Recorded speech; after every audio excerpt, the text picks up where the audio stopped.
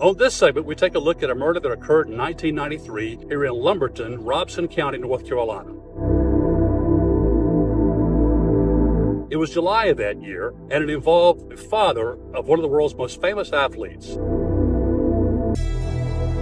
The crime shocked North Carolina, Robeson County, the entire country, and in fact the entire world, especially those of us who are basketball fans. For the victim of that murder was James Jordan, the father of Michael Jordan. We'll take a look at the murder of James Jordan in this segment.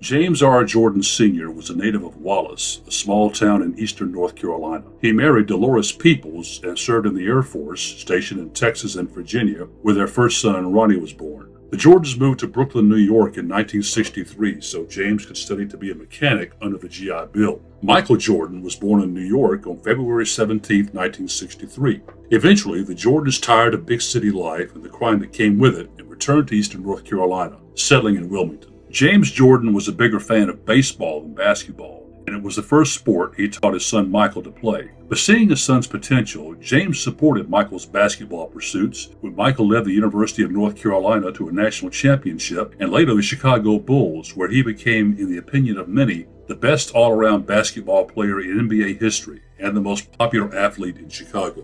How was James Jordan killed? Who killed him and why? Well, we do know this. On July 22, 1993, James Jordan attended the funeral of a former co-worker in Wilmington. He lived in Charlotte. He was returning to his home in Charlotte from Wilmington. It was late at night. He was here in Lumberton. He got tired. Some say he perhaps was a bit inebriated, but in any case, he decided to pull off on the side of the road and get some sleep. Now, it's a mystery as to why he didn't check into a nearby hotel only a few hundred yards away. No one knows. What is known is this: in the wee hours of July 23rd, his red Lexus parked on the side of the road here in Lumberton was seen by two 18-year-old Lumberton natives, Daniel Green and Larry Demery. Demery and Green approached them with the intention of stealing the car and perhaps dropping the driver off and taking his possessions. Instead, the robbery went wrong. As they were approaching the car, James Jordan woke up. He was shot once by one of the defendants with a .38 caliber pistol in the chest. As Larry Demery said at the trial, he said, "We stood by and watched for a minute or two and watched James Jordan die." Now, what happened next? The two defendants stole all his possessions, and they realized upon seeing an NBA championship ring, an NBA All-Star watch, and the strong family resemblance that James Jordan bore to Michael Jordan, that they had killed Michael Jordan's father. So what to do next? That takes us to the neighboring state of South Carolina, to a swamp.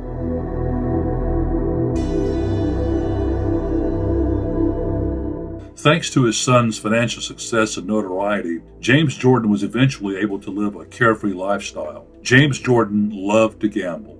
He would leave home, often for weeks at a time, seldom if ever checking in with his family, to the point where they became accustomed to his prolonged absences. And that was the reason he was not reported missing until 3 weeks after he disappeared. 3 weeks after he disappeared, the Jordan family, unable to contact James, did not notify law enforcement in North Carolina, but instead charged Michael's security team to search for his father. It was not until after they received word that his car had been found vandalized and stripped in the woods near Fayetteville, North Carolina, that they filed a missing persons report. But even if they had acted more promptly, it would not have saved James Jordan's life.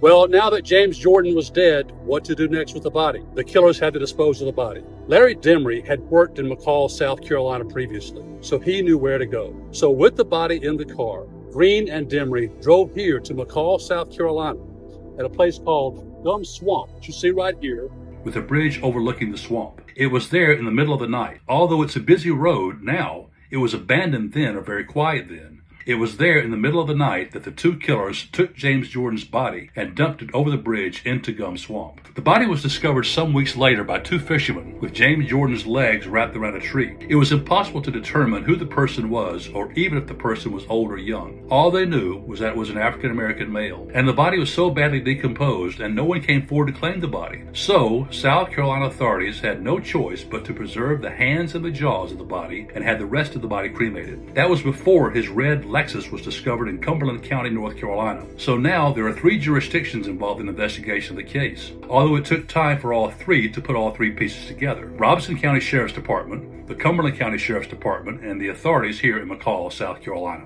Daniel Green has always maintained that he did not kill James Jordan and that he was not present when Jordan was killed. He always maintained that he was contacted by his friend Larry Demery, who asked for his help in disposing of Jordan's body after he, Demery, had killed Mr. Jordan. However, according to WRAL News, upon searching Green's residence, Daniel pointed investigators to a patch of dirt by his great-grandmother's house. They dug up a ring, Michael Jordan's NBA ring. Just as damning was a rap music video cassette they found starring Daniel wearing James Jordan watch and an NBA ring.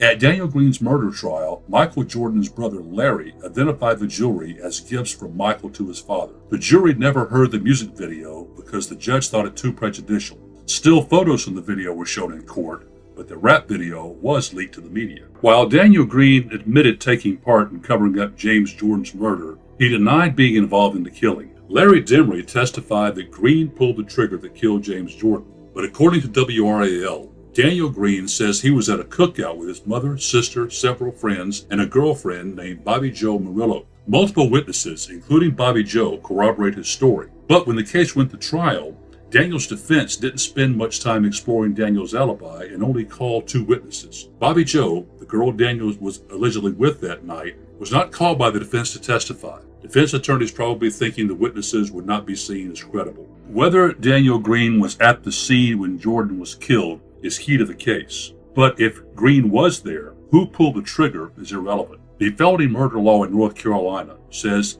if a felony like a robbery is being committed and someone is killed, everyone who is present is equally culpable regardless of who pulled the trigger. So, if Larry and Daniel were both there at the time of the killing, they are equally responsible, though Daniel was tried and convicted as a triggerman. But there were questions. While a .38 caliber weapon was found at Green's residence, the actual murder weapon was never conclusively identified. Green stated that it was put there by Larry Demery, who sometimes stayed at that residence. Plus, where was the blood? Analysts testified that she thought there was blood in the car despite no confirmatory evidence. Others suggest that James Jordan's bleeding was mostly internal. While Larry Demery stated that Daniel Green pulled the trigger, appellate lawyers for Daniel Green, after conducting their own ballistics and trajectory test, concluded that it could not have happened the way Demery described it in court. In fact, KeoniProductions, editor of a local Native American magazine called the Carolina Indian Voice, said that Demery, a fellow Lumbee Indian, admitted to her that he shot Jordan, something she did not reveal until 2015. Nevertheless, no appellate court has found enough evidence to overturn Daniel Green's conviction. Even if he did not pull the trigger, if he was present, and if he was a willing participant at the scene of the robbery, he was just as culpable as Larry Demery. As of this recording, both men remain in prison. The reverberations of the James Jordan murder were heard literally throughout the world. Through especially the sports world here in the United States. Michael Jordan was so traumatized by the death of his father that he prematurely retired from basketball to pursue a professional baseball career before returning to basketball. The reverberations were also felt here in North Carolina. Crime was such an acute problem in the state of North Carolina that Governor James Hunt convened the legislature to have a special session to discuss the problem of crime and justice in North Carolina. It wasn't all due to the James Jordan case. North Carolina experienced a rapid increase in reported crime in the past 4 or 5 years. But the James Jordan case was a catalyst for that special session, and it led to several reforms and several new measures introduced and signed into law in 1994 in North Carolina.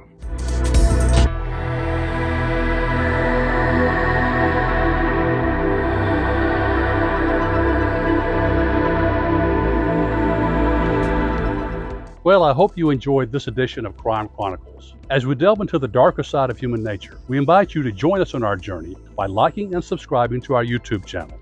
Your support helps make possible our inquiry into the sometimes unsettling but always fascinating phenomenon known as crime and justice. So hit that like and subscribe button right now and don't miss future episodes. Till then, Mark Jones, hoping you will join our Crime Chronicles community. And thanks for tuning in.